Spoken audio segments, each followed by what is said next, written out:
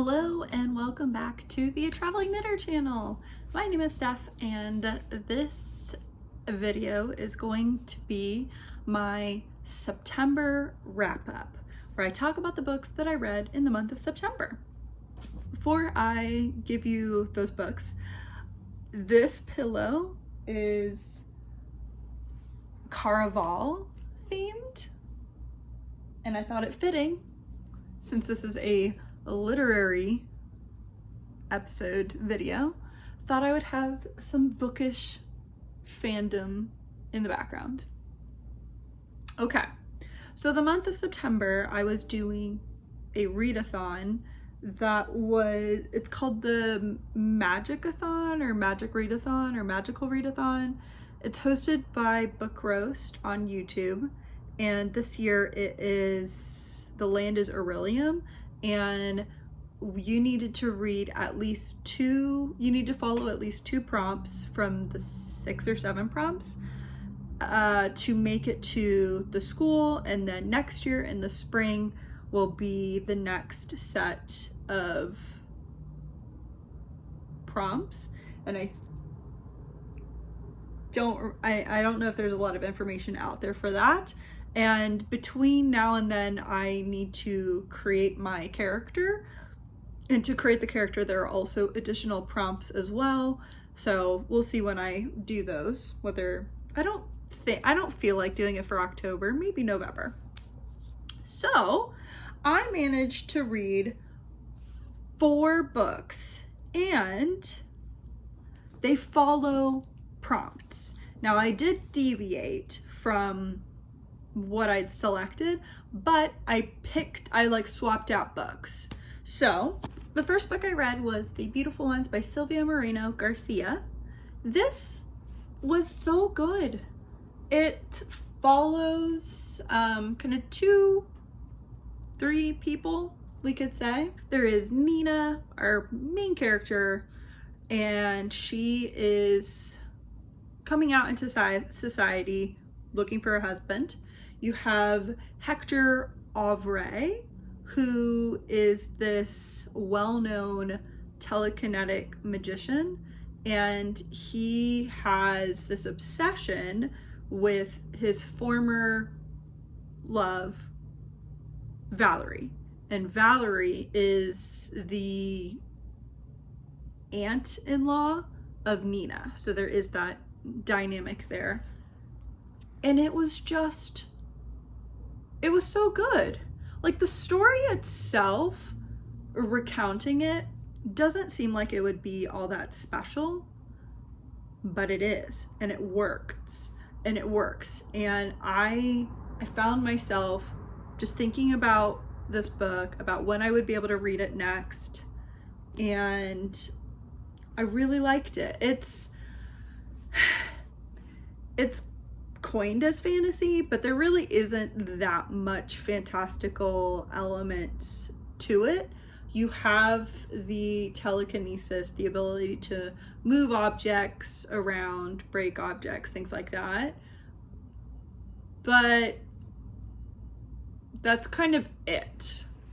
Not everyone has that ability, and it plays a part, but to me, it's not the crux of the story.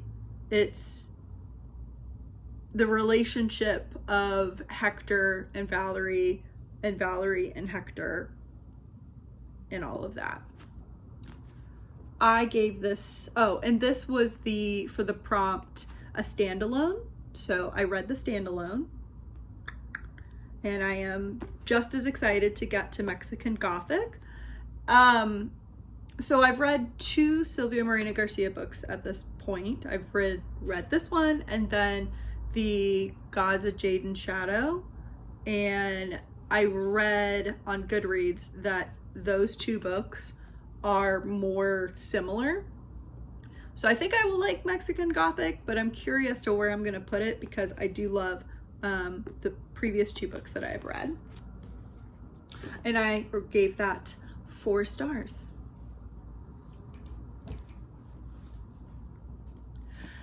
Then I randomly picked up for the thriller prompt, Falling by TJ Newman.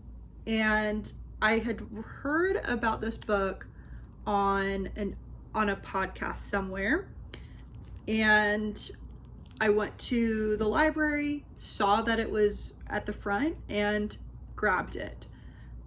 And then I read it in less than 24 hours because this is the thriller that I like. I'm not so into true crime. I think I've mentioned that. A lot of people like true crime. It's okay. It's just not my favorite. It doesn't gross me out or anything.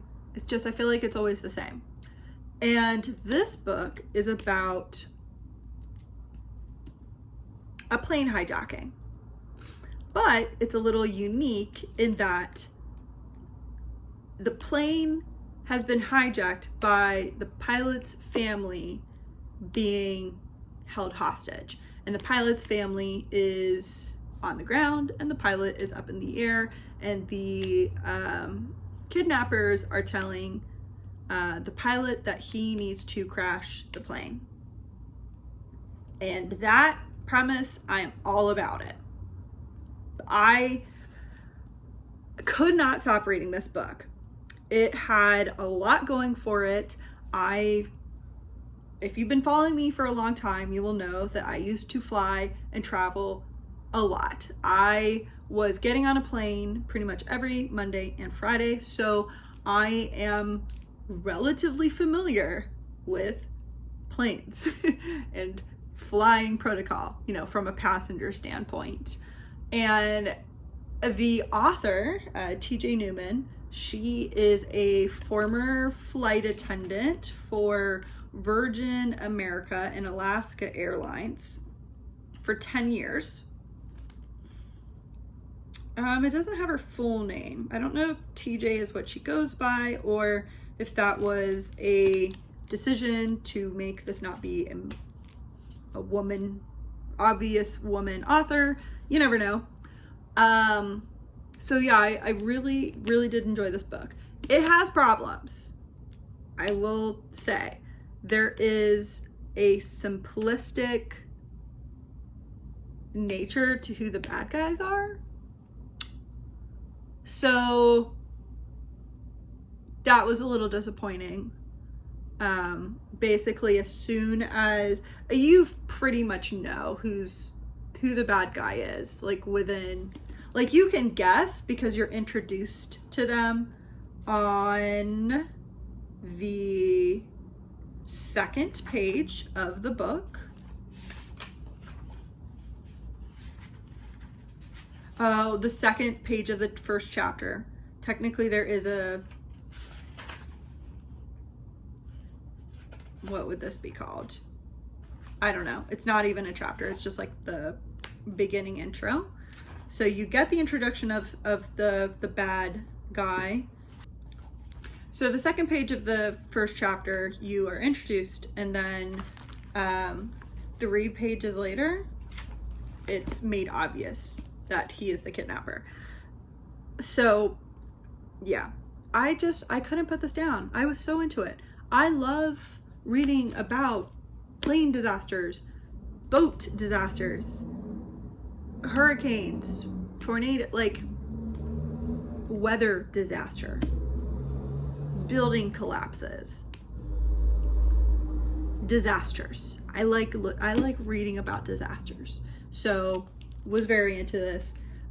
This is for, like I said, the thriller prompt, and I gave it 5 stars because I couldn't not give it 5 stars because of how quickly I read it and how engrossed I was.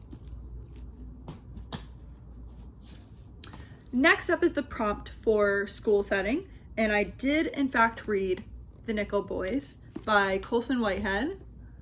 And this book also, I read this in a matter of 2 days.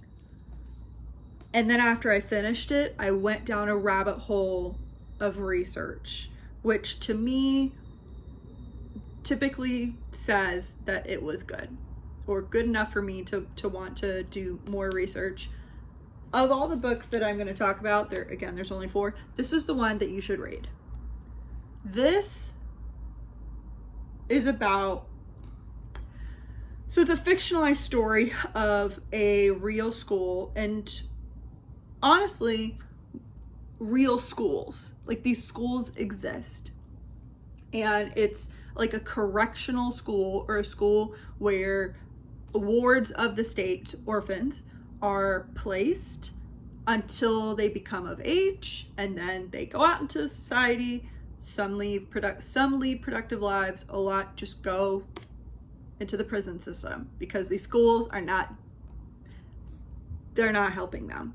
And this one specifically, the Nickel Boys, this school is based off of a reform school in Florida, and I will get the name eventually. The Dozier School of Boys in Marianna, Florida. So this school, you can look it up, do your own research. They keep finding bodies and graves on the school grounds, way more than the school ever documented, and it's just so upsetting that this is a real place where boys were tortured, killed, murdered, and this, you know, recounts a fictionalized version of that. There are some quotes from a website, and I think the website's just called the Dozier Boys, but it is a place where the attendees of that school can, you know, share. It was just such an impactful, powerful book. It was so good. So you're following Elwood, who is a bright young boy. His parents essentially left him, so he lives with his grandma, and his parents were just, you know, this town is too small for us. We need to go out west, make a name for ourselves. So they leave Elwood, and his grandma makes the best of it.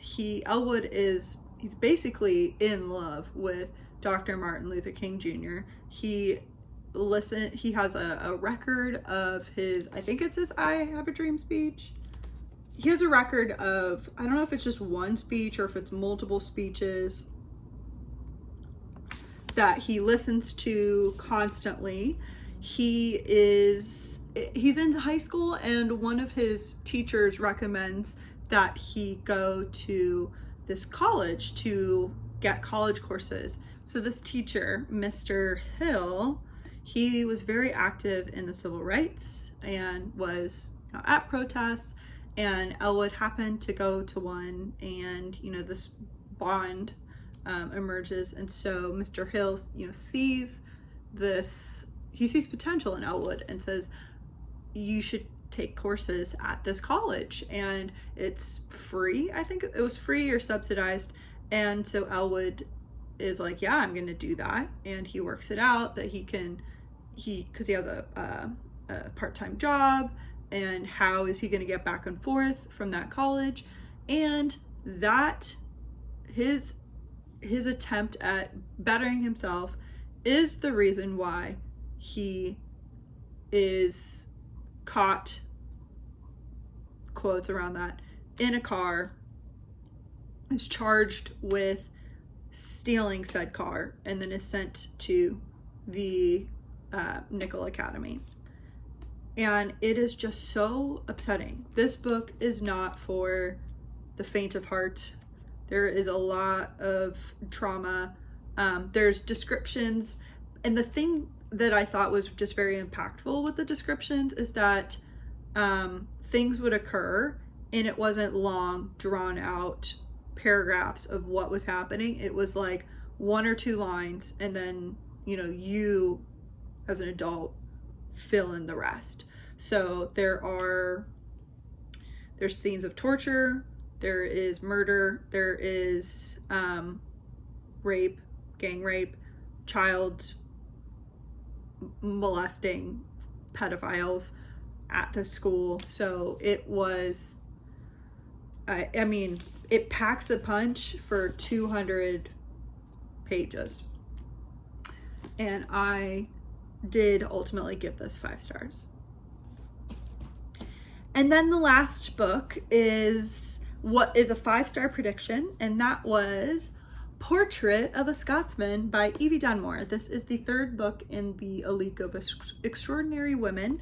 I've read the other 2 while living here during COVID times, so I felt I should just, you know, read the 3rd one. I hope that there's a 4th one for Catriona, but the back, which normally gives an excerpt of the next book, didn't have that, so who knows? If there is a book, I already kind of, I have a guess for who Catriona ends up with, and they're introduced in the 1st book. So anyway, this one follows Hattie Greenfield. You're introduced to her in the very first one, which is Bringing Down the Duke, but Hattie is the wealthy daughter of a businessman, and she's going to college for art. She doesn't really have the head for the family business, so she's more of the pretty daughter. So with this one, with a lot of romance novels, you get a specific trope, and this one has the like forced marriage, and I'll be honest, it's not my favorite. So unfortunately, this ended up not being a 5-star prediction. It was still good. Hattie and the love interest, Lucian, you're introduced to him, I can't remember if it's in the first one, but it's definitely in the second one. He lends money. He's got all these underhand dealings. He knows a lot of information about people, calls in their debts, you know, can cause problems like that. He has a lot of businesses that he buys, and Hattie goes to his house because she sees that there is going to be like an art tour, and apparently the art tour gets canceled. She's not aware of it, and so she shows up. It's pouring rain, and she's, you know, looking at the art, and there is some miscommunication and misunderstanding because Lucian assumes that she's there for a romantic liaison, of which she's not. She's there to look at art. And so that happens. And then he kind of concocts this plan because he's got ulterior motives of needing something. And so they end up being forced to marry. And it really is like very much she hates him because of what he's done, but also she's like attracted to him.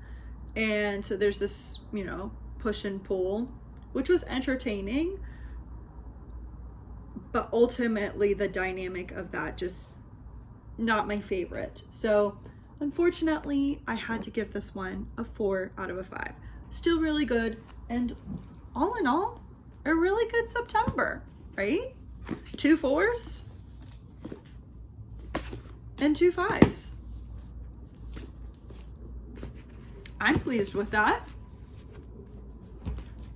So that is the September wrap up. Hope you enjoyed, and let me know if you have any thoughts on these books that I've read, and I will see you in the next video, as well as in Vlogtober. Bye.